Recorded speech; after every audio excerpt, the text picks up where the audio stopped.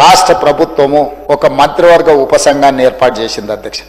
దానికి బాధ్యత ఉత్తమ్ కుమార్ రెడ్డి గారిని మంత్రివర్గ ఉపసంఘానికి చైర్మన్గా నియమిస్తూ సభ్యులుగా శ్రీధర్ బాబు గారిని, అదేవిధంగా దామోదర్ రాజనరసింహ గారిని, పొన్నం ప్రభాకర్ గారిని, సీతక్క గారిని, డాక్టర్ మల్లు రవి పార్లమెంట్ సభ్యుడిని మనం ఈ కేబినెట్ సబ్ కమిటీలో సభ్యులు చేసి వాళ్ళ చేత మొత్తం 6 సార్లు వాళ్ళు సమావేశమై వాళ్ళు ఇచ్చిన సూచనలు అన్నిటిని కూడా పరిగణలోకి తీసుకొని వారి సూచన మేరకు 1 మ్యాన్ కమిషన్ అపాయింట్ చేసినాం అధ్యక్ష.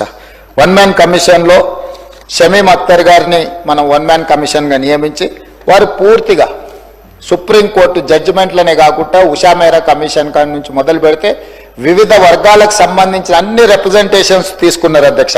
అందరితో మాట్లాడిన వారు దాదాపుగా ఎన్ని రిప్రజెంటేషన్స్ తీసుకున్నారంటే 8,681 రిప్రజెంటేషన్స్ తీసుకున్నారు అధ్యక్ష.